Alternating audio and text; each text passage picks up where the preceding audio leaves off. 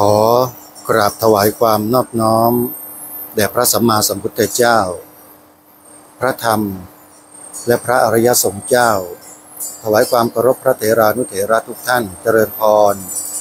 ญาติโยมสาธุชนที่ติดตามรับชม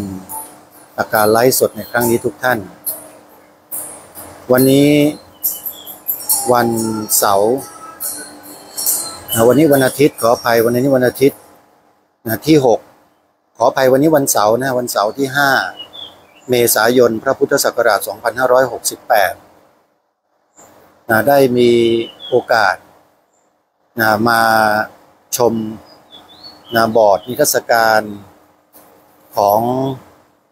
พระเถระที่ได้รับพระมหากรุณาธิคุณจากพระบาทสมเด็จพระเจ้าอยู่หัวมีพระบรมราชโองการโปรดสถาปนาสมณศักดิ์และพระราชทานตั้งสมณศักดิ์ให้แด่พระเถระในสายพระธรรมทูตอินเดียที่เห็นในภาพนี้ทั้งหมดมีท่านเจ้าคุณพระธรรมโพธิวงศ์วีรยุทโธด็อกเตอร์เจ้าอาวาสวัดไทยพุทธคยาประเทศอินเดียรัฐวิหารสาธารณรัฐอินเดียหัวหน้าพระธรรมทูต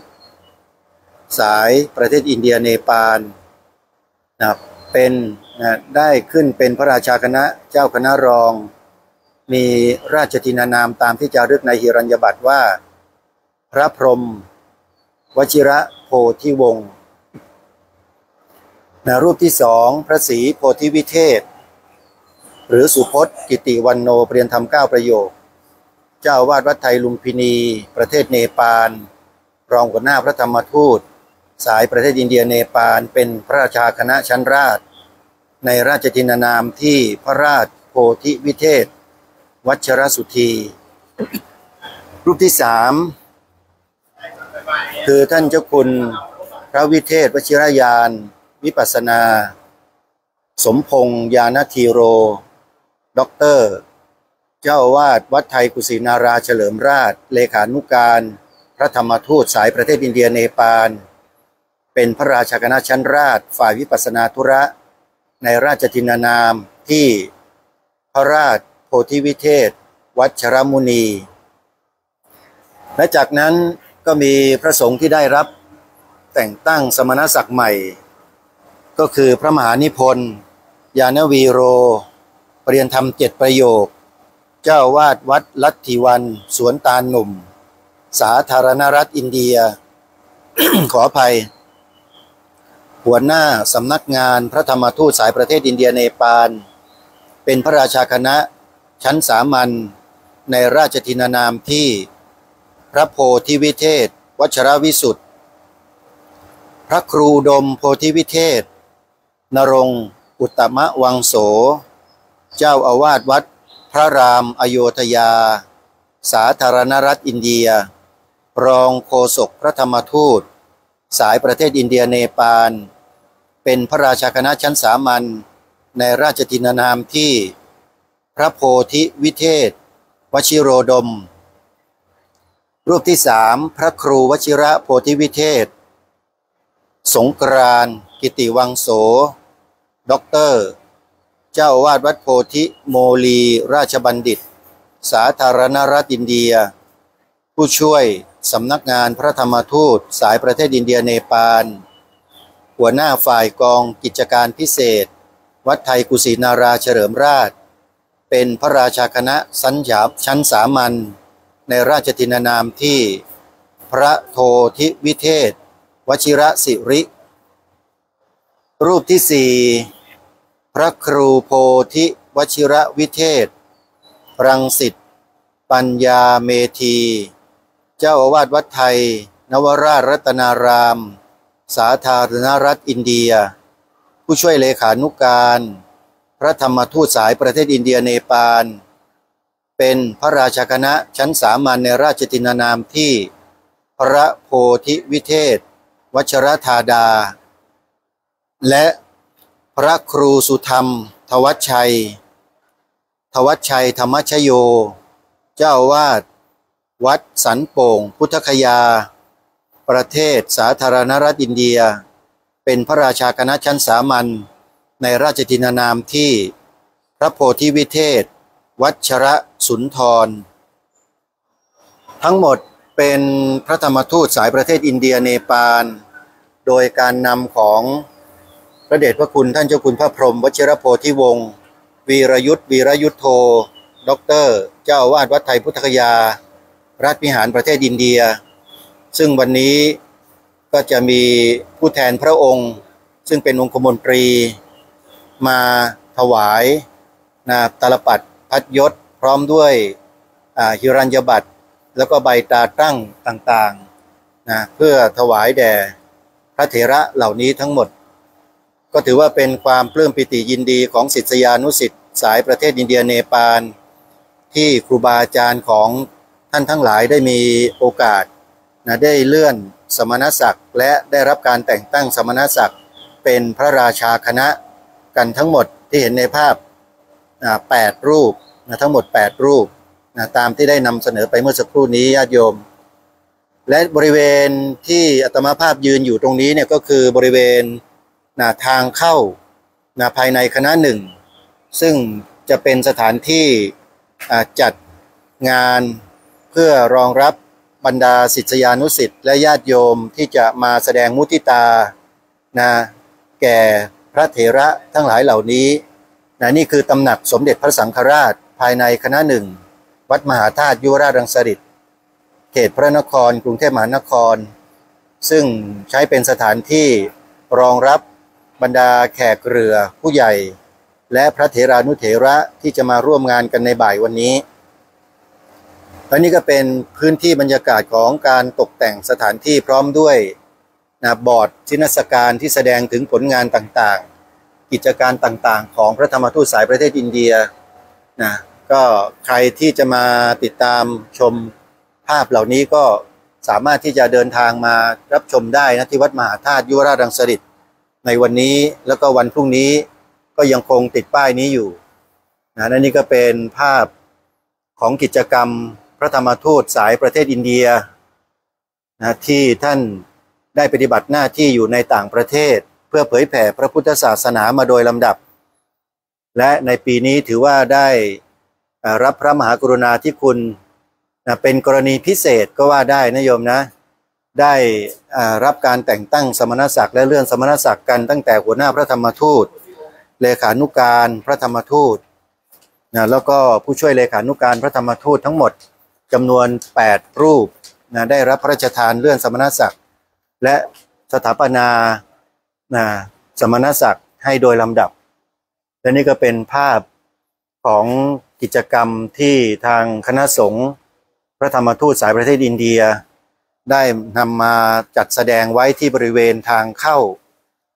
ภายในคณะหนึ่งวัดมหาธาตุ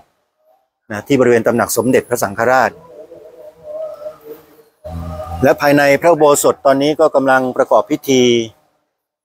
เจริญพระพุทธมนต์กันอยู่นะฮะและนี่ก็เป็นภาพของหัวหน้าพระธรรมทูตสายประเทศอินเดียท่านเจ้าคุณพระพรหมวชิรโพธิวงศ์วีรยุทธวีรยุทธโธด็อกเตอร์แล้วก็มีการจัดแสดง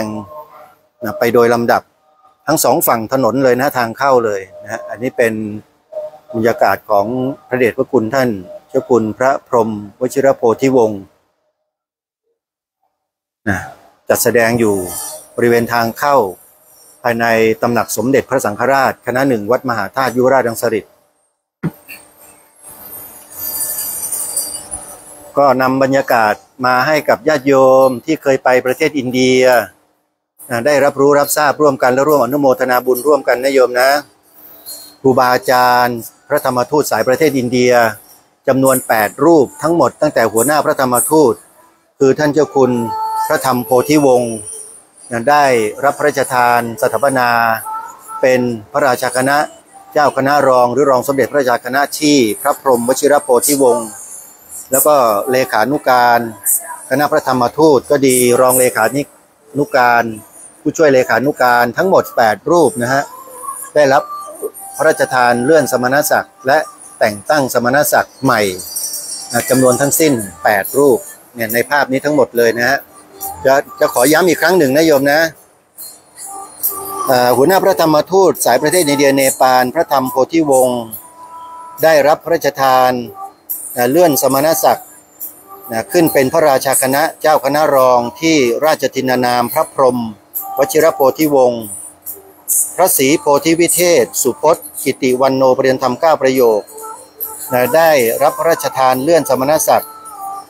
จากพระราชาคณะชั้นสามัญขึ้นเป็นพระราชาคณะชั้นราชที่พระราชโพธิวิเทศวชิรสุธีพระวิเทศวชิรยานวิปัสสนาสมพงษ์ญาณธีโรด็อกเตอร์ได้เลื่อนสมณศักดิ์จากชั้นสามัญฝ่ายวิปัสสนาขึ้นเป็นพระราชโพธิวิเทศวชิรมุนีวิปัสสนาและพระเถระที่ได้รับแต่งตั้งสมณศักดิ์ขึ้นเป็นพระราชาคณะชั้นสามัญใหม่ทั้ง5รูปก็มีประกอบไปด้วยพระมหานิพนธ์ญาณวีโรเรียนธรรม7ประโยคได้รับพระราชทานแต่งตั้งเป็นพระโพธิวิเทศวชิรวิสุทธิ์พระครูดมโพธิวิเทศนรงค์อุตตมวังโสได้รับพระราชทานแต่งตั้งสมณศักดิ์ขึ้นเป็นพระโพธิวิเทศวชิโรดมพระครูวชิระโพธิวิเทศสงกรานต์กิติวังโสด็อกเตอร์ได้รับพระราชทานแต่งตั้งเป็นพระโพธิวิเทศวชิรศิริพระครูโพธิวชิรวิเทศได้รับพระราชทานแต่งตั้งขึ้นเป็นพระราชาคณะชั้นสามัญที่พระโพธิวิเทศวชิรธาดาและพระครูสุธรรมทวัชชัยได้รับพระราชทานแต่งตั้งขึ้นเป็นพระราชาคณะชั้นสามัญที่พระโพธิวิเทศวัชรสุนทรทั้งหมด8รูปวันนี้ก็จะได้รับพระราชทานพัดยศและใบตาตั้งภายในพระอุโบสถวัดมหาธาตุในช่วงเวลาบ่ายนะโยมนะเดี๋ยวเราไปดูบรรยากาศบริเวณหน้าพระอุโบสถแล้วก็บริเวณใกล้เคียงนะว่าเป็นอย่างไรอาตมาภาพกำลังจะเดินไปที่บริเวณลานอโศกนะตอนนี้ในพระอุโบสถคณะสงฆ์พระสงฆ์ทรงสมณศักดิ์กำลังเจริญพระพุทธมนต์อยู่นะโยมนะในงานนี้แหละในงานเดียวกันนี้เลยอันนี้ก็เป็นหลังคาวิหารคตที่ทอดยาวออกไปโดยรอบเขตพุทธาวาสแล้วก็มีการประดับประดาไฟตกแต่งรถรานั้นเข้ามาเต็มไปหมดเลยนะตอนนี้สถานที่ลานจอดรถในวัดมหาธาตุนั้นโยมไม่ต้องพูดถึงนะไม่มีที่จอดแล้วนะไม่มีที่จอดแล้ว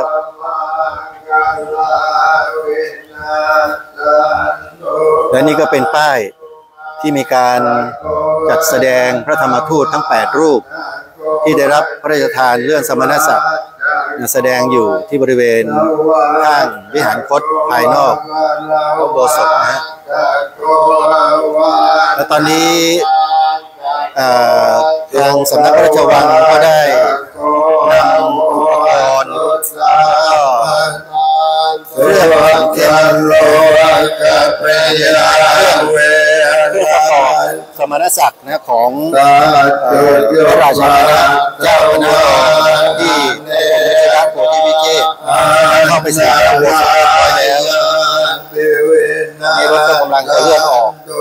สถานที่จอดรถภายในบริเวณลานอโศกวัดมหาธาตุนั้นคงไม่เพียงพอสำหรับ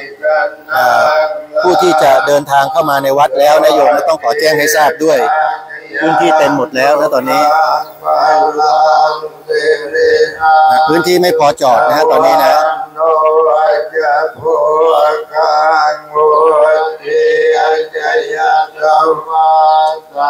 ไปดูบรรยากาศภายในพระอุโบสถในเขตพุทธาวาสกันนิดหนึ่งนะโยมนะกำลังประกอบพิธีเจริญพุทธมนต์ตอนนี้และนี่ก็เป็นบรรยากาศภายในเขตพุทธาวาสภายในพระอุโบสถก็มีการออกโรงทานอยู่ที่บริเวณวิหารคตเป็นร้านค้าทอดยาวไปโดยตลอดเลยนะใครที่มาในงานก็มารับอาหารได้ที่นี่เลย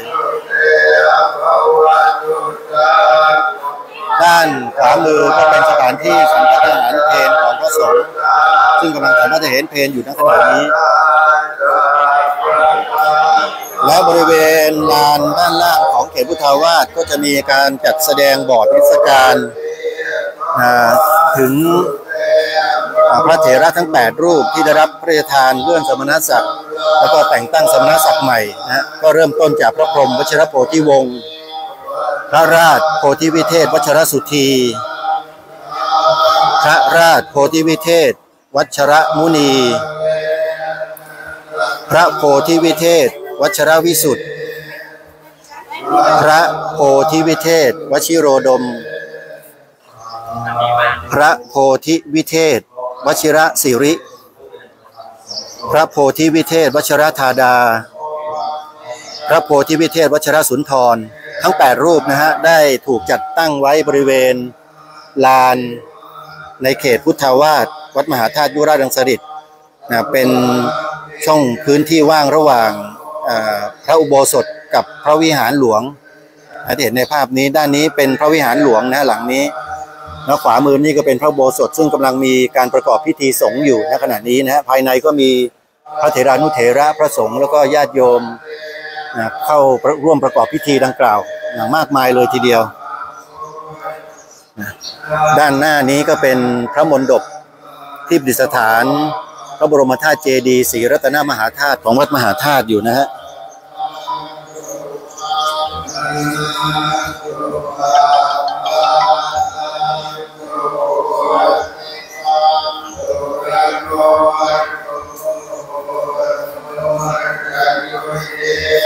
แล้วก็นำบรรยากาศมาให้กับทุกท่านได้ชมกันในเบื้องต้น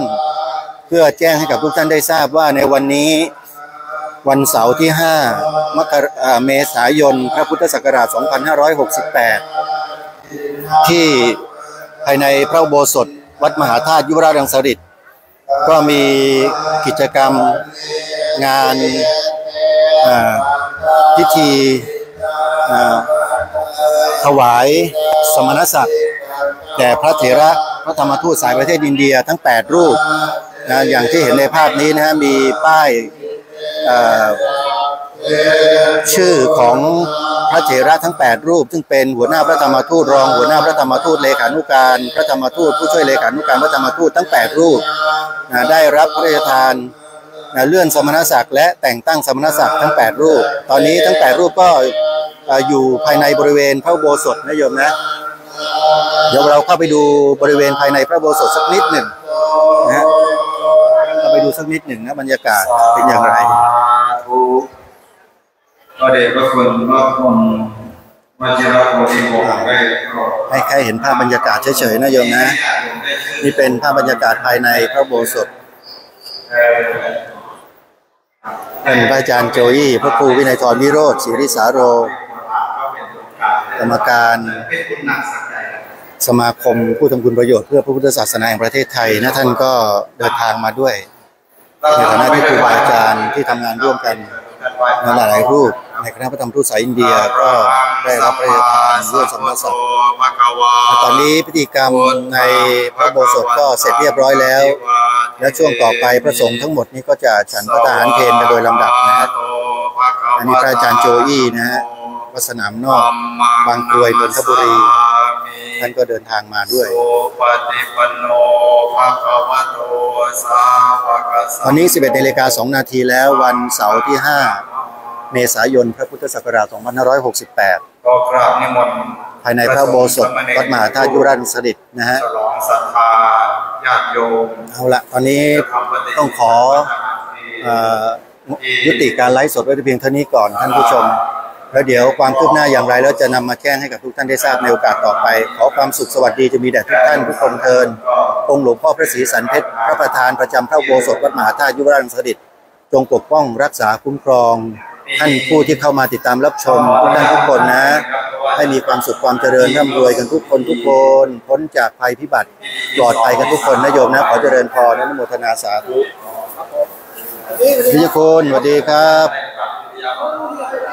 ท่านเจ้าคุณประสานครับผมพรุ่งนี้บ่าย3 โมงไม่ได้ไปครับเดี๋ยวจะพาคณะ